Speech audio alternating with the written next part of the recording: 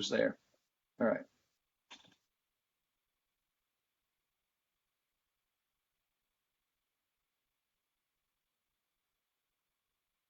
I think we should be live here shortly. We might even be live now. Let me look and check and see what's going on.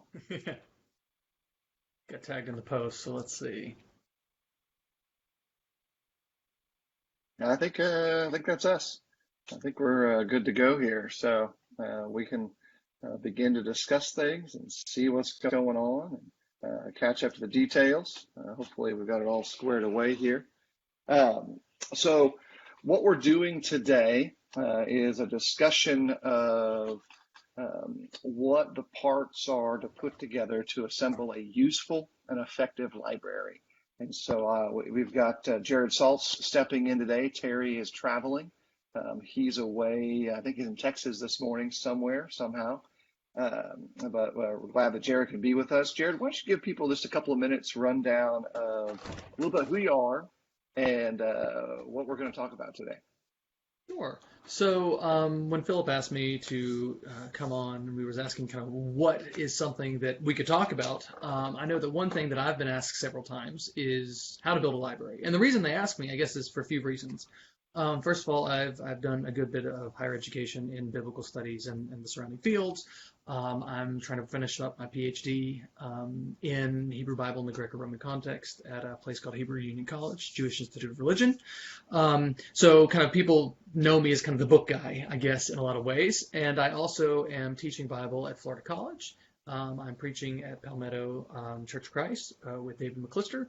I have a wonderful family, a wife, two great daughters, and that's kind of who I am. Although the wife and daughters things, they're more okay with the library thing rather than being really excited about it. Although we're working on them. We're working on them.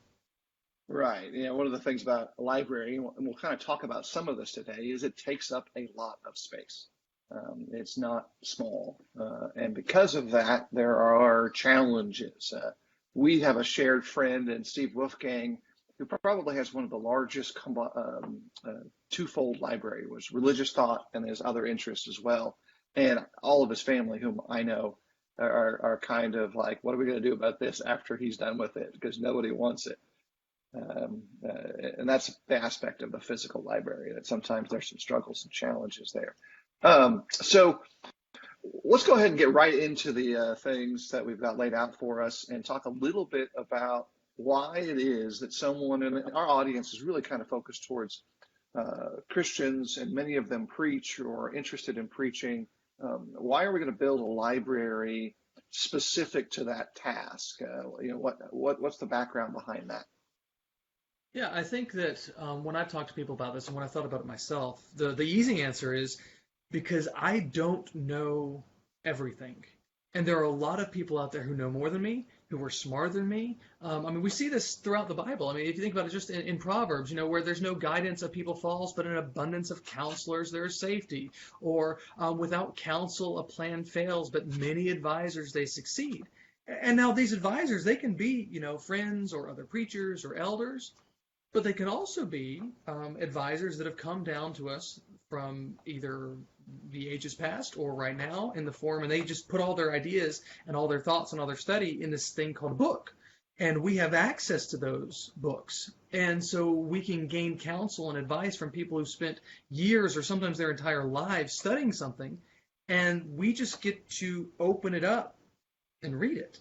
And that's incredible. We are living in the greatest time in all of history for having access to this kind of stuff. And I can't imagine thinking, I don't want to be able to use any of this. Right. And you kind of add a little tidbit to that. As you continue to improve your understanding of the text, just the Bible itself, you begin to recognize that the things that you don't know is ever expanding beyond the things that you do.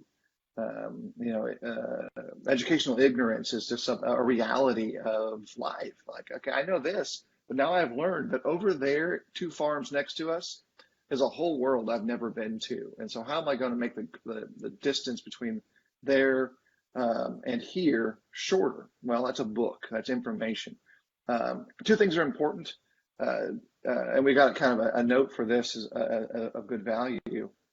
Um, the quality of the library, the size of the library do not determine the quality of the preacher's person, but they may have a direct impact on the quality of the message you're able to bring. And so that's one of the reasons we're taking the time to talk about this today. It really helps you to learn things you don't know before, to add it, say like, hey, here's a fact, a real verifiable fact that I never encountered before, and it's radically shifted my understanding of day-to-day life for the Israelite, or the prophetic connections that the prophets are making, because I never understood this visual before. It didn't make sense to me. And those only come from some research and time in the background. And for fairness, Jared's more of a classic academic, and so he's going to come from that side. I'm more of a practicalist, but I love books, love to read. I love new books, and so we're going to really kind of be able to connect some of those things. So let's dive into our second thing, and let's talk about the kind of resources we can get to. And specifically, we're going to deal with one of the issues that come up a lot. That's a newer issue, which is the value of a print library versus the value of a digital library, and some of the related matters that connect to it. For full disclosure, I use Logos. Jared uses Accordance, but I'm old enough to have used things that don't even exist anymore. And so we'll kind of start off with there. And so, Jared, let's talk about the advantages of the print side first. Like, why is a print resource good? There's bad things to it. It's heavy. They're dusty. They get old. But what's the good parts to them? So the most important thing, I think, about a print book is that it's there. Catastrophe, not counting. We had a flood, for example, in our place, and ruined a lot of my, and then mold, and that ruined a lot of my fiction library. But we just gone through the situation where one of the major Bible software makers, BibleWorks, went belly up, and now that's still going to work. But how many of y'all have programs on CDs? How many of y'all have movies on CDs, or CDs that they don't work anymore? How many of y'all don't even have a DVD player in your computer anymore, or that tablet that doesn't do that? I have books that are hundreds of years old and they still work, and they're still working the exact same ways that it's always been. Now that's a practical side, but I think there's something, and full disclosure, I'm a little bit of a Luddite in this way. I like reading an actual book. I like holding it in my hands. I like being able to take it with me. I like being able to not have to be tied to a computer where you're going to have all these notifications and all these distractions and 75 other things you can do. That you can just sit with your book and go with that and carry it along with you. And that's an advantage of physical books. It's also a lot easier to look at your physical library and see, what do I need? What do I have?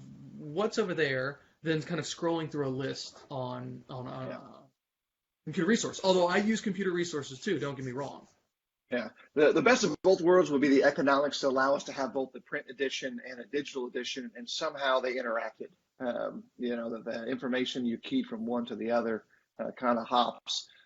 Physical books, I've been through the same things. I lost a big chunk of my early library when I was preaching in St. Croix. It was left in Kentucky, and they had a big storm come through and just soak all the boxes of my stored stuff, which was basically my library. And so it was gone. And so that kind of really early on, I became nervous about physical books, maybe too much so. But it has some great values. For me, sitting on like a subway or a car, it's a lot easier to pull out a book than it is to pull out a device, just because of the way people interact with them. If you have a device, they treat you differently. If you have a device in your hand, you're inviting interaction, especially with family. They're like, a device is secondary, but if you're reading a book, you're reading a book, and so you have a social benefit to it. Secondly, and if David Lopez pops in, he and I have talked about this a lot.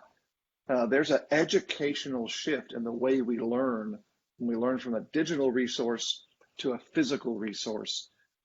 And so there's some value there that, at least for preachers particularly, because you're going to spend a lot of time studying, or you should be, if you're not already, that you have to kind of figure out, how do I learn?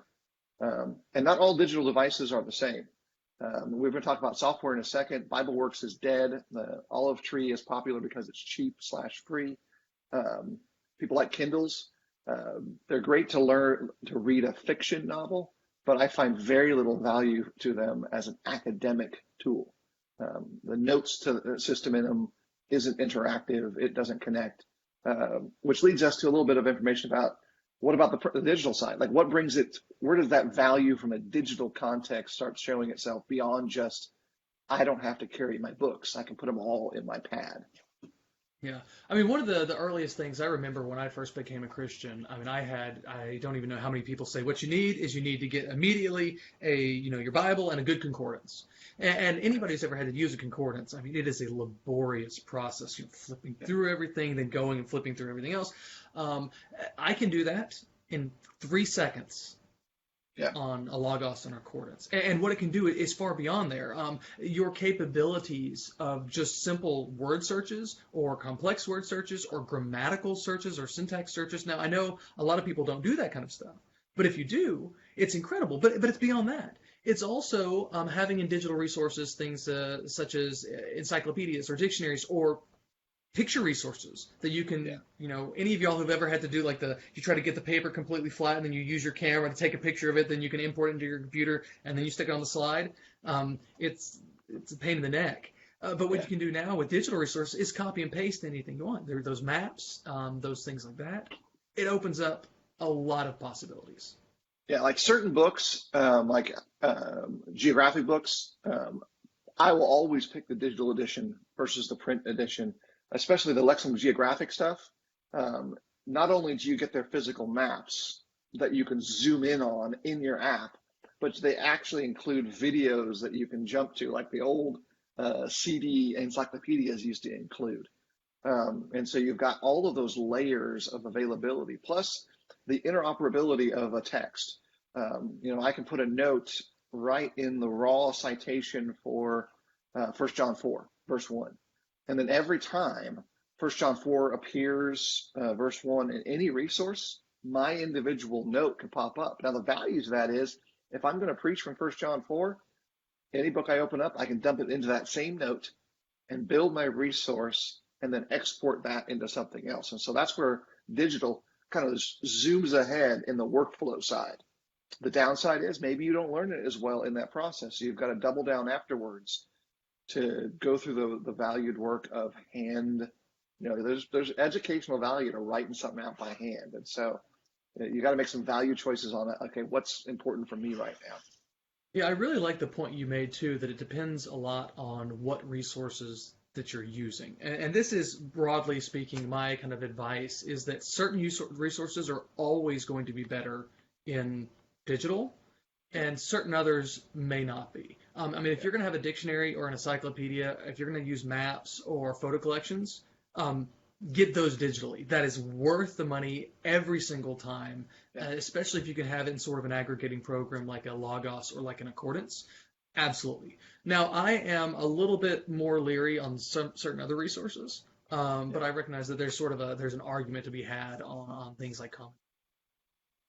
Yeah, they kind of slide across a bit of a scale of value where they go from definitely this to, maybe that. Plus dollar cost comes in too.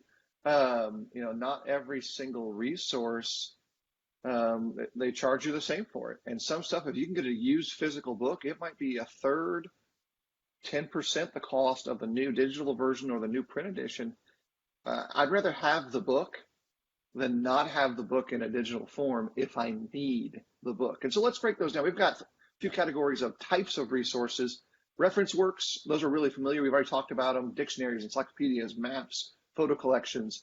I'll say photo collections probably, especially and maps, are going to come in at different value points. When I first started using visual media, there wasn't a lot that you could get. And the first guy was I forgot his last name is I think it's Jeff Bolin. He did Todd Bolin. Todd Bolin. He's got some great visuals. He was the first one to really produce top flight, high res Israel context visuals, and he's got a huge portfolio. And I bought like the original ones. Like I've got the original CDs from day one. Maybe they're a collector's item now. I don't know. But those are things that are of value in that context, but they're not as valuable early on as maybe an encyclopedia, maybe a map would be for a new student. a new building up your library or adding it to your library. It's a latter choice. Make it down the road a little bit.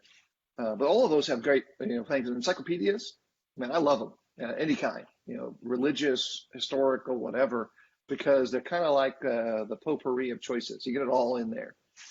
Even the old pulpit commentary set, which is dated significantly, it's more of a encyclopedia style than it is a true commentary, and that's where its great value was over the years. Plus, it had everything, and it was like the standard work. You go to anyone's library, well, there it is, because it was the starting point. Right.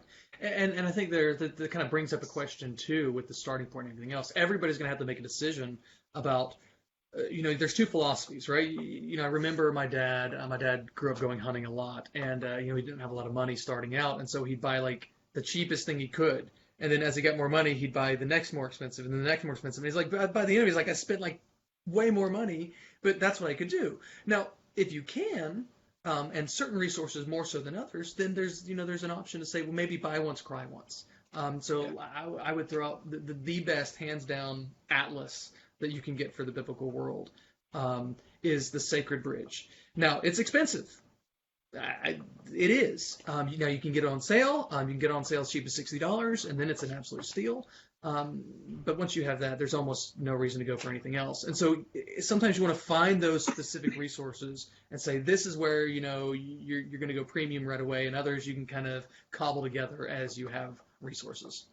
Right. And we'll talk about some of the details and the ways to leverage your purchasing power toward the end of our time together, because I think there's some tips that we can lay out there. Here's some good practices that have worked for others. Commentaries span the gamut as a resource type. And understand this, not every commentary is worth the paper it's printed on. It may be actually good material that could have been used in a different context, but it never needed to be used that way. Some of it's just not well researched. Some of it's highly biased or stigmatized by, a number of things, and it may not serve your need. And so there are some terminologies that are important to understand as to how they class the depth and the breadth of a commentary, and they don't sound normal. And so, Jared, at least in the academic sense, how do those terms kind of lay themselves out from surface to depth of the oceans? Yeah, so there's several different kind of like number lines or axes, if you want to think about it that way, that, it's not just one or the other, but they lie somewhere on this continuum. And the easiest one to start thinking of course, that we kind of, I think, immediately jump to is, does this person, believe in inspiration things? Or these were kind of the terms that you might use as conservative or evangelical. And on the other side, of course, you've got the term that's used there as kind of liberal critical. And so you've got this one axis of how much do they believe in this or how much do they not believe in that. But that's only one level. Then you have another axis, and it's really based on what is the intended audience of this commentary. Is it meant for preachers? Is it more pastoral? Is it more devotional? Are you going to have a lot of applications in there that are really focused on your preaching? Okay, that's a devotional commentary. On the other hand, you go down to more, is it going to have more historical information, more archaeological information? Is it going to interact with the original languages more? Well, that's more on the academic side of things. And so you can kind of plot these out on a graph and figure out exactly where you want to be and where you want to go. And every commentary set has a block they're looking for, but that does not mean that all the individual commentaries are going to fit within that block. There is very little alignment between the group, the set, and the individual. Yeah. And understand that doesn't mean one is better than the other. One requires a whole different set of tools to make the best value of. To understand, like if you go to the more academic standard or specific instant commentaries, if you will, you're going to be required to have some skills that you've built through other areas to unpackage the references, the complex historical settings. You're going to need to know some things before you can learn some things. The same thing on the devotional preacher side. You got the same kind of expectations. Yeah, and it also, it's not just that you have certain requirements almost going in, but it's going to then pay out differently as well. Right. And this is why I always recommend people is don't just read one or the other. These really things work best when combined, because we should always be growing, and we can be doing then the work of combining these things ourselves. Right, and you can pick the best parts of the academic commentary that will be relatable to your audience once you go through the work of building the tools to figure out, is this a good thing? Every bit of information in there is valuable, but it may not be the valuable thing you need to share with the flock that you're working with that day. And the flock may be you, if you want to think about it as I'm the lone sheep. And there's going to be some stuff kind of floating in the middle of all of these things that are commentaries that have lost their value because the research behind them has been superseded by better research. And there's a block of them that are really familiar to folks. It's hard to kind of terminalize them, but we'll use the restoration-specific speakers. A lot of their commentaries are very rich with archaeological information and insight from their generation. The challenge is threefold with those works. One, the archaeological information has been superseded by new information that kind of pushes things around a little bit. Sometimes their bias is pretty strong, and so that's an important factor to keep in mind. We'll talk about that in detail later. But often the writing style is one of those third barriers beyond just content and audience that makes it difficult to then understand, because they write in a conversational style or an academic style that is no longer in use, either very polemic or very matter of fact, or any number of those things. And so sometimes it's just hard. And the print type and the print setting for some of this stuff, all of these old books might mean, yeah, I can't profit as much from this one as I would from a more modern printing, even if the content is not that much different. We're kind of living in the golden age of commentaries now. Used to you had your pulpits and your Highland Delitzes, and now you have an incredible array of resources that a lot of people are maybe not even aware about. Right, and those, like I said before, pulpit and K&D, those are still worthy investments. I will just say, do not buy them new. There's no need. They're available enough to get them used. You can get them digitally inexpensive at times. They're a great used find. We'll talk about that more at the end. Mm-hmm. Then you have some special topics. Special topics fall across the entire spectrum of possibilities, from general introductions to the Bible, general introductions to individual books, to history texts, specific ideological or theological concepts or constructs you're going to bring in. Church history has brackets within it that go from basically first century to 21st century. And so no matter when you are, you're going to find some history there that could be of great value. There were smart people in every generation, and many of them were grappling with the same spiritual issues that we grapple with, and maybe had better answers. And so you might want to get some selections there. Earl West stuff is good for the late 1800s, kind of moving up to Edward Harold stuff that kind of moves up into modern context. Going back, there's some great standard works that are available as well. Jared, do you have any highlights in that section you just wanting us to kind of be aware of? It just kind of depends on how you're going to go through those sorts of things. And a lot of these special topics have to do with what you're interested in, right? Yeah. Or what you need to feel like there's a gap in your knowledge. I mean, maybe you don't understand how poetry works in the Bible, so you need something that's going to deal with that. Or maybe you're going to be teaching Deuteronomy and you say, you know what, I have no clue why all this law stuff's in here. I need something about that. And these sort of things can fill in gaps in your whole, or maybe they're a little bit different. My cousin-in-law, so fair warning on that, and colleague Nathan Ward has a great book on Esther that's not a commentary and it's not an introduction, but it's somewhere in the middle, and that's where these sorts of resources would fit in. Yeah, and they have their you're just kind of figuring out, okay, this is something I didn't know. This person knows a lot more about it, and I'll connect that piece together. So the process then, after you kind of figure out the big picture, is to start narrowing it down and saying, what's my destination? What's the end of my immediate journey, long-term journey? And whether you're preaching or teaching a class or whatever it is, you got to figure that out. So if you're teaching one class, that's a different library edition than I am growing myself as a believer in God and a follower of Christ. And then maybe that's different than I'm building a holistic library that's going to move me forward each year. And those are different purchases, you know. And answering that question is the first question per se as to what you go about to how do I put together the blocks to build my library. Um, so once you've answered that, then you can start making some specific questions. You know, if you're teaching one class, it's a lot easier. You might be getting commentaries on that book or that subject. You might be getting, you know, resources that are relevant to the context of the history around that particular book. You might be mixing things together in a larger sense that way. Then building your priority comes into play because once you kind of know what your goal is, then you can move that. And so we've got a foundation idea in mind. And so I got a couple things generally I would suggest, but Jared, what would you suggest as a concept for high priority foundation-like books? Yeah, so if you're thinking, I get asked a lot of times from students who are going to be going into preaching, and they say, you know, what are the first sorts of things that you should focus on?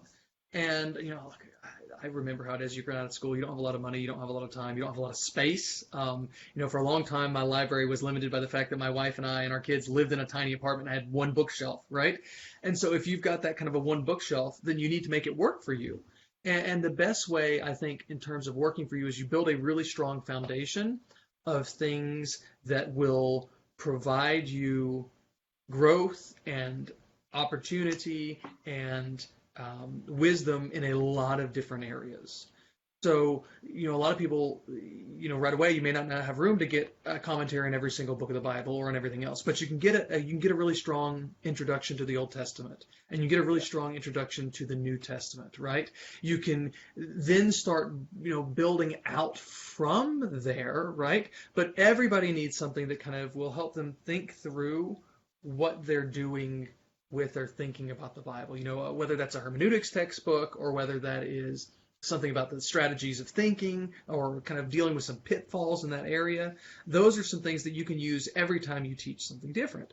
And then as you move on from there, right, that's kind of your, you know, your just base thing and just getting a few things right away.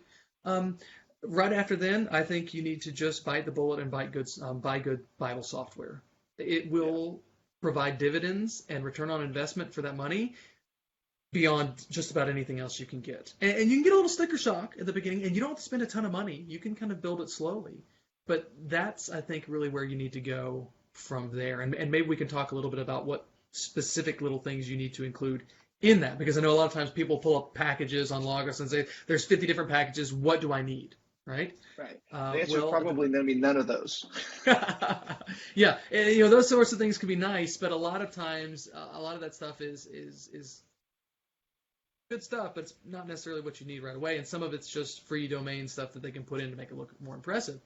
What you need right away is you need your texts, right? You need a Bible in one or more English translations. Yeah. One that you use, and then several others that are representative across the board. Immediately after that, you need some tagged morphological text in the original languages, even if you don't know those original languages. Okay. You need, you know, your Old Testament Hebrew. You need your Greek Old Testament, because that's most of the time what the apostles and Jesus are using. You need your New Testament. Okay? Those are kind of the basis of what you're doing. Then, again, even if you don't know Greek or Hebrew, on Logos, the great thing is, or on Concordance, you double-click that, and if you've got a dictionary and you need a good dictionary, it'll say, here's what this word generally means. And that can be really, really useful, because a lot of the dictionaries that we use, whether it's something like you know, some of the old print dictionaries that we use, they're hopelessly out of date because we've learned a whole lot more. We've gotten a whole lot more text from those sorts of things. Right, and let me insert and then something. You can go from there. Yeah, sir, go really ahead. Important. Strong's is not a dictionary, even though it's sometimes branded as such. It's a roadmap text. That's important because words have what I call a level of elasticity. Because we do this in English all the time. We use a word for its primary meaning, and then we stretch it out, and we say it's kind of like these. Greek, Hebrew, every language, especially like early Proto-Canaanite stuff, you know, you get there, they only have a few words that they're choosing from in the scriptures, and so they stretch those words across a number of ideas and concepts. Strong's doesn't write that way. he gives you this layout and says, this is what it means, and it always means that. And you feel it, even though I don't think he necessarily intended that from his work. That's how it's written and presented today. And so a real dictionary is better than a Strong's roadmap in any language. And we Right. use different terms. We call dictionaries different things, but in the end, they kind of work the same way. But Strong's is more as a concordance, as a roadmap more than anything else. And then a real dictionary helps you understand, okay, this is actually what the word means and all of its meanings. And then a commentary or an intro on the subject would say, the roadmap says the word is here. The dictionary says it generally means this, but it's very likely that when Paul wrote this, it's used in this manner. And so that kind of gives you the value of that word study. And a good library gives you the tool to do that. And that's why that digital point comes in, where they're going to give you those things pretty early on. Because you can get Logos as a base package. It's going to come with about 10 free translations, and then you can pay 10 or 11 bucks to get your primary translation on top of it. And then for only like 10 bucks, you've now got the base of what you can build for later. And then you can add in some key morphological texts. And we'll talk more detail about how to, again, leverage that toward the end. You made a comment that the quality of these commentary sets is never the same. And that's abundantly true. Even by some of the best authors, their books aren't always the same value. And I love sets. They look great on the wall. I've got one behind me by some friends of mine. They did some great work in it. But their focuses are all over the map. You got guys that have different levels of experiences, different ideas in their minds as they're writing them. Editing them is tremendously difficult to make them have some synergy together. And I've read all of them. But some of the works are more valuable to me than others because they fit a gap that I didn't have. And so be comfortable with buying a book out of a set and learn how to evaluate those tomes, those books, based on a couple of criteria. So, Jared, what are your first two stops you would make if you're going to say, someone said this is a good commentary? Who or what is the first thing you do after you say, do I buy it?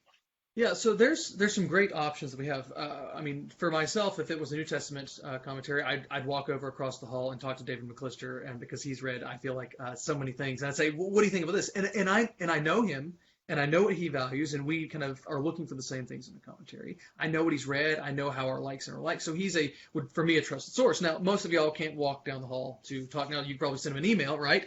If you have a relationship in that way. But luckily, we have some really cool resources that are pretty easy to get to that provide some sort of a basis. One that our brethren have put together is called the Commended Commentary List. You can download it in a free PDF, and what happened is some people have surveyed some preachers and some elders and a few Bible class teachers, say, hey, what are some of the commentaries for each of these books that you would recommend and why? And that's a great starting point. It is in some ways a little dated just because we tend to be a little dated in what we're reading. Now you can update that a little bit differently. There's a website called bestcommentaries.com, and what you can do is you select in, you drop down into the menu to figure out exactly what book you're looking for, and they've put together some ratings of commentaries. Now again, like all ratings, these are kind of aggregates from a lot of different Amazon reviews and everything else like that, and they are strongly weighted towards certain sets and certain authors, but it at least lets you know what's out there. Now, if you want to get a little fancier, there's a really cool free resource that Denver Seminary has put together, and they have provided annotated bibliographies. In other words, like a paragraph on a bunch of different commentaries, both for the Old Testament and the New Testament, and you can get that free online. And those are probably the easiest free resources that I could say that gives you some ideas Right. that are available to everybody. Yeah, I try to use a couple of key criteria that's similar to yours. David doesn't live across the hall from me, so I can't ask him either. But I'll look at it this way. First thing I do is if I find a new work, I want to find someone who's actually read it. And also I want them to have read something else that we've both read, whether it's on the subject or not. And I'll just say, how does that compare to? Is it similar or different? That's one of the conversational things that will come up. Because if you haven't read the book, you can't give me a review, a recommendation of it. And there's a lot of times that folks, that people that tell you to go buy a set, go buy this, when they've never read it before, and they'll tell you it's good or bad, and I'll be like, what's, hey, On what uh, metric? Compared to what? yeah, give me something to compare it to. And so here's what I use a lot. I use an old commentary that's not in print. Well, I think it might be still be in print, but you should not buy it in print. Um, that was written by a brother in Christ a few years ago, and it's available for free on the internet. And I've read all of it because it was cheap and I was starting to preach, and I got one of the first digital editions of it. And I say, how does it compare to this? And if someone's read a segment of it, even none of it, they can say it's better than or worse than. It's better than in the sense of it's better written, or it's better than in the sense of it's got new information, new research, or it's worse than. Then I can say, okay, that gives me a very easy metric. Plus, then maybe someone will read a new book they've never read before, but it's also free. And I'll put the link in there for that too, for that commentary set. It's Kaufman's commentaries. They're good. They're not great, but they were never written to be excellent at one thing. They're over all the entire Bible. His bias is obvious, but they're accessible. And again, they follow that criteria of a free starting point. Great little plateau to go. Read this, then that. And you'll find a lot of similarities there. One thing I also do is I like to look at the bibliographies. Like I'll often read that before I read the article or the book because I want to know what they've read. And if their bibliography, if that is like really focused, like there's like 3 books, 2 books, or they repeat the same stuff over and over again through the book, then I know I got a really focused book, and they're pulling out a very focused pool of information. And I mean, it's not for me, or maybe it is. Maybe they're writing a lot about the one thing I want to know about. Okay, great, they're breaking it down for me. But if they've got a rich background that they pulled in a bunch of different places, different sources, different kinds of sources, different qualities of sources, that's kind of an indicator for me, at least, that I might enjoy it as a resource more than one that wasn't of that kind. And the last thing we talked about a couple different ways is understanding bias. Bias isn't always bad. Bias exists in all things, but you have to understand it. And so I've got my biases. I'm pro taco, so that's going to always come out in my food choices. Amen, brother. But beyond that, I mean, in religious context and in writing context, people have their biases. They have their favorite authors. Okay, that doesn't mean it's the end of the world. Just understand it and work through it, because that process of grappling with someone's bias helps you grapple with the text, because they're really similar at times. I would add just a little thing to that too. I get a lot of people whenever I'm providing some recommendations, and I always try to give some contextual marks. Say, now listen, this person, you're not going to agree with everything on. And some people balk a little bit about that. Say, well, wait a second. Is this a conservative Christian? Is this someone who believes fully in inspiration? Do they do this? And I say, well, no, but that does not mean that what they're providing is not useful. A lot of times what I care more about is what information they're giving me rather than the conclusion that they're reaching. Because then if you combine that with other people, then you are building up a lot of times and providing yourself not just a yes or no, but a why. And that I think is really crucial for us as students of God's Word. Yeah, you're not looking to find the answer at the end of the book. What you're looking to find is the information to draw you closer to God's answer at the end of his book, is another way to kind of phrase that. So let's kind of move to our last 2 key ideas, because we're getting on the edge of what we kind of plan to do. Secrets for buying at a bargain. Really, folks, preachers don't have money. Even when we have money, we don't want to spend money. And you should always be wise in your purchasing plans. And so I'll save a couple of mine for the second chunk of this, but what do you got as these are the things that really work well for you in expanding your library in an economical way? So at the very beginning, if you're thinking of someone who's just starting building a library or have not thought about it in this sort of a way, there's very little you're going to beat in terms of value. Is you can go on eBay and you search commentary lots. Now you have to use a lot of discernment because a lot of what's on there is junk. But you can find a lot of really, really good stuff at some incredible prices if you're saying, I need a lot of different stuff and this fills 90% of the stuff. You're going to find a lot of sets the old New International Commentaries of the New Testament, which are excellent. You're going to find a lot of sets of the Tyndale, which are a great starting point. If you're lucky, may find some sets of the New American Commentary on the Old Testament, which are a great, generally, resource as well. And you can look through it and say, hey, I need this, I need this, I need this, I need this. And you may not need every single one, but a lot of times you can get these things shipped for fewer than $5 each, which is a whole lot easier than spending $45 on a new volume. So that's one thing. Now, again, you have to be discerning, and it's like going to Sam's or Big Lots. It's different every single time. So you got to, check it every week or two or something like that. Whenever I get bored, I'll look at those sorts of things. Another possibility is if you're going to buy used, don't just check Amazon or eBay. There's a website called Abe Books that is really more popular a lot of times in the UK, but they sometimes have fantastic deals on used books, a lot of ex-library copies. You can go to Christian book distributors online, CBD, and they have a damaged section or a discount section. You can say, I only want to see things that are 70% off or more. And I have yet to buy a damaged book from them that had more than like a wrinkle. So those, and they've run some pretty incredible sales sometimes.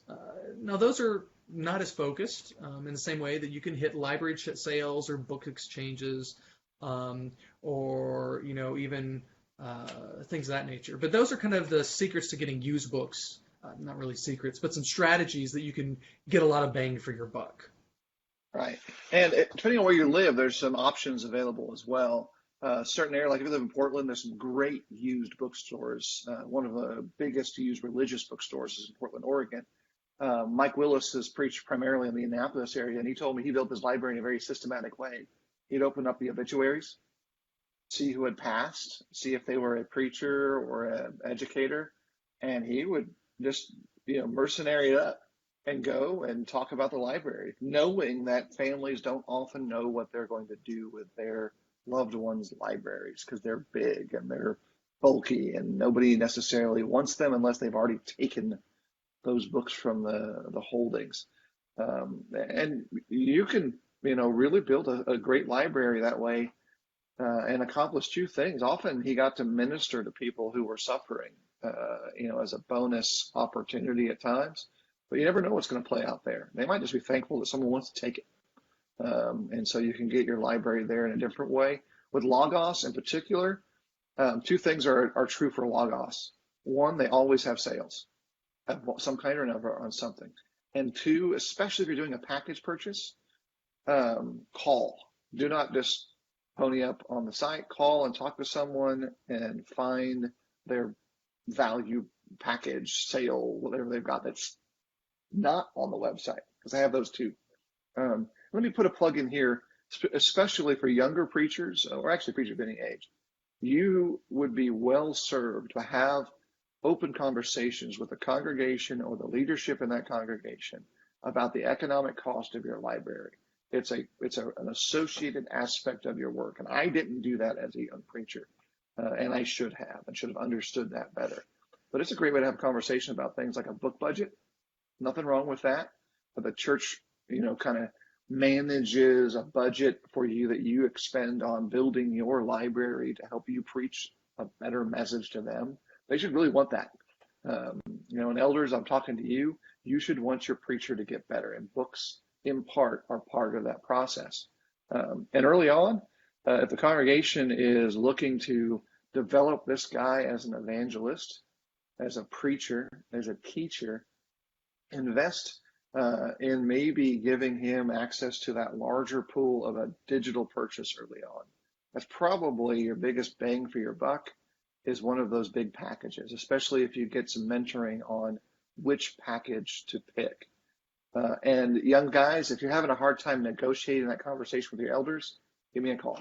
I'll talk to those shepherds on your behalf and explain my reasoning, why they would be well served to invest in you beyond making sure your bills are paid, because that's really where this kind of fits into. And they might not initially see the value to it, and they have to kind of have it explained because their life, their context has been a little bit different.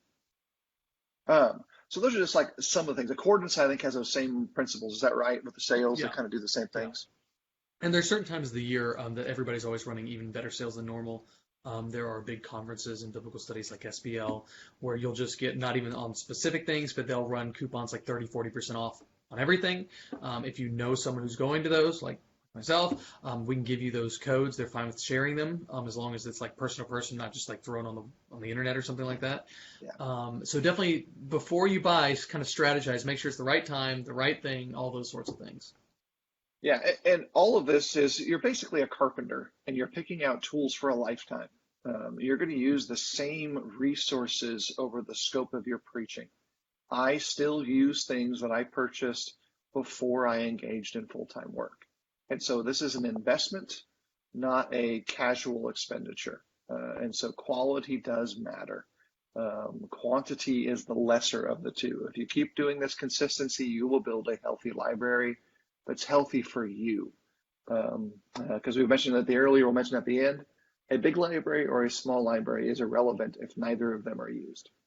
And so it's got to be useful tools, and we got to have the skills to use them well. Jared, you got any last parting shots? We're just about to close up here. We got a little Yeah, longer I mean, than anticipated, but we're good.